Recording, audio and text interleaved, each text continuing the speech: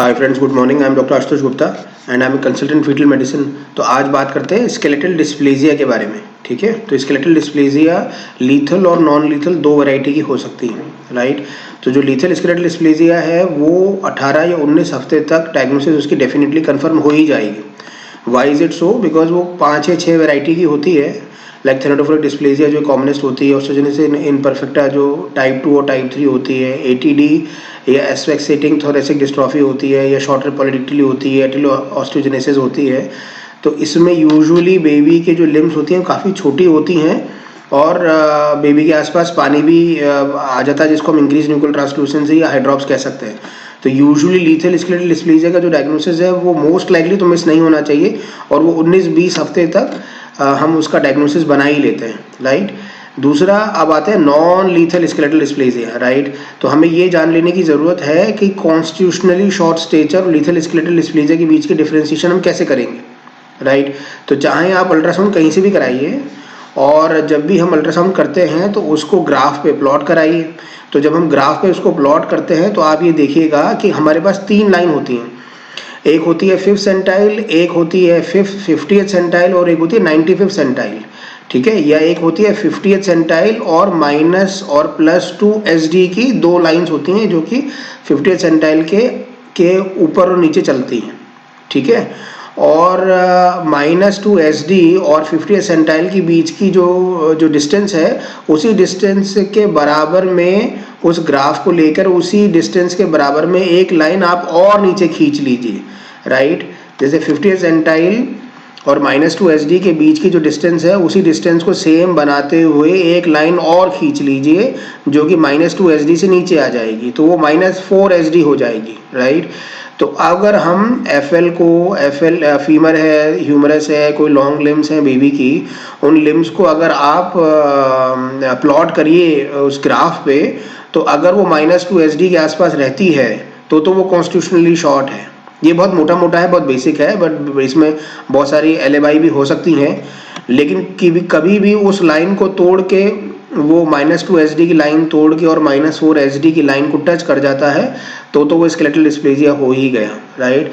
-4 SD की limbs किसी भी जेस्टेशनल एज पे पैथोलॉजिकल हो ही जाती हैं। 5%, चूँकि इंडियन पॉपुलेशन बहुत ही वेरिएबल है, और 5% जो फीटसेस होते हैं वो कॉन्स्टिट्यूशनली शॉर्ट होते हैं, राइट। उसको भी देखने का दूसरा तरीका है। एक तो मैंने आपको ग्राफ का बता दिया, दूसरा ये है कि जो फुट लेंथ होती है वो FL को फीमर लेंथ को मैच करती है 0.99, right. You getting my point? So constitutionally short जो बेबीज होंगे उनकी जो फुट लेंथ और FL है वो मैच करेगी। जब भी हम ये समझते हैं कि जो फुट लेंथ है वो ज़्यादा है या जो फीमर लेंथ है वो फुट लेंथ से छोटी हो गई है, तो उसका सस्पिशन स्केलेटल डिस्प्लेजिया का बढ़ जाता है, राइट। अब रही बात स्केलेटल डिस्प्लेजिया को किस तरह से हम देख सकते हैं, तो जो शॉर्ट बैंड फीमर जो है वो इंसुलिन डिपेंडेंट डायबिटीज़ मेलिटस में भी हो सकता है, जिसको फोकल फीमोरल हाइपोप्लेजिया बोलते हैं, उसमें भी हो सकता है। PFFD भी होता है, focal femoral hypoplasia, proximal focal femoral hypoplasia dysplasia, उसमें भी हो सकता है ना। Focal femoral hypoplasia unusual faces भी हो सकती हैं, तो उस तरह से उसको फीमर को देखने की ज़रूरत है। फिर माइल्ड माइक्रोमीलिया भी हो सकता है, वो भी 3-4 वैरायटी की होती हैं। फिर आप टीबिया को भी देख सकते हैं, जो कि नी जॉइंट की नीचे वाली जो बोन है, इसको टीबिया बोलते हैं। उस बोन को भी हम देख सकते हैं। अगर वो बोन भी शॉर्ट और ओवॉइड है तो कैम्पोमिलिक और कैम्प्टोमिलिक डिस्प्लेजिया की तरफ जा सकते हैं। स्कैपुला जो शोल्डर ब्लेड होती है उसको भी देखने की ज़रूरत है।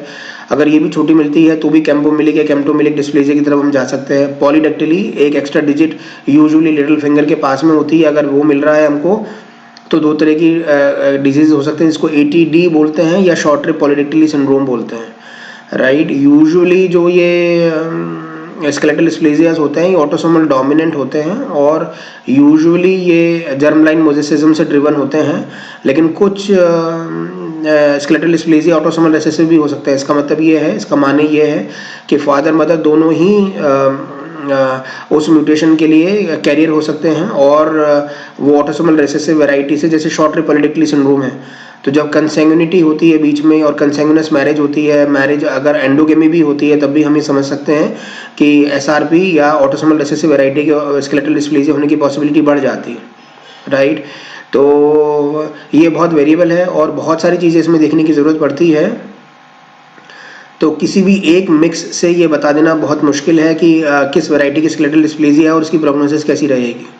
पहला। दूसरा ये होता है कि यूजुअली जो भी हम माइल्ड माइक्रोमिलिया के बारे में बताते हैं तो वो यूजुअली ऐसा कहते हैं कि डॉक्टर साहब आपने तो अल्ट्रासाउंड में बताया कि बेबी बहुत छोटा है या उसकी लिम्स बहुत छोटी हैं, और जब when the baby was born the baby was absolutely good, baby was crying and baby was kicking and all those stuff, right. तो बेबी जब पैदा होता है तो वो स्केलेटल डिस्प्लेजिया नहीं बताएगा until unless you do an infantogram, until unless you do an x-ray of the baby and try to look around कि वो बोन्स उसकी कितनी छोटी कितनी बड़ी है। यूजुअली दिखने में तो बेबी बिल्कुल छोटे बिल्कुल ठीक ही दिखते हैं और अच्छे से क्राई करते हैं, लेकिन you start to appreciate this all together whatever diagnosis of skeletal dysplasia was being made in antenatal period, you start to make it when the baby starts crawling and starts to walk। तकरीबन 1 साल पे या 12 महीने पे 11 महीने पे जब baby पहली बार चलने की कोशिश करता है तब आपको ये समझ में आता है कि हाँ कुछ नॉक नहीं हो रही है या बेंट नहीं हो गई है। एंड द फ्लोरिड और the exclusively the diagnosis of skeletal dysplasia, this could be hypochondroplasia, pseudo hypochondroplasia, right. And this diagnosis are usually made confirmed at 5th to 6th years of the life when we expect the baby to walk and to run around। तो हमको लगता है कि वो difficulty हो रही है और बेबी की ग्रोथ उतनी नहीं बन पा रही है। तो जो भी हम एंटीनेटली डायग्नोसिस देखते हैं तो उनमें 2 तरह की बातें हैं। कॉन्स्टिट्यूशनली शॉर्ट जो बेबीज है लाइक मदर लाइक बेबी, अगर मदर और मैटरनल लीनेज अगर छोटी है और तो हम ये भी एक्सपेक्ट कर सकते हैं कि baby would be constitutionally short, पहला। दूसरा, अगर फुट लेंथ और एफएल मैच कर रही है तो भी वो कॉन्स्टिट्यूशनली शॉर्ट है। तीसरा, 5% of all the fetuses they are bound to be constitutionally short, right. इसको में SGA बेबीज बोलते हैं। तो उनकी इंटरवल ग्रोथ बिल्कुल ठीक होगी। तो इस बात से कोई फर्क नहीं पड़ता है कि वो -2 SD या -3 SD पे ग्रो कर रहा है, उसकी लिम्स ग्रो कर रही है, तो the baby would be absolutely good. तो लेकिन किसी भी स्टेज पे अगर वो उसकी लिम्स की जो लेंथ है अगर वो -4 SD को टच कर ले या उसको तोड़ के और नीचे निकल जाए तो इसका मतलब वो स्केलेटल डिस्प्लेजिया है। Many a times it is a denial by the parents that probably they don't want to see to it that probably it is something like this, right। But चूंकि जो बेबी को हम ultrasound पे देख रहे हैं वो ऐसा समझ सकते हैं कि आप माइक्रोस्कोप से देख रहे हैं और 1 मिलीमीटर प्लस माइनस होने से ही उसकी लिम्स ऊपर नीचे हो जाती हैं। So you need to have an somebody who is जो दक्ष हो इन सब मामलों में और जिसको इन सब चीज़ों का स्केलेटल डिस्प्लेजिया का एक्सपीरियंस हो, उसी से अल्ट्रासाउंड आप कराएं, राइट।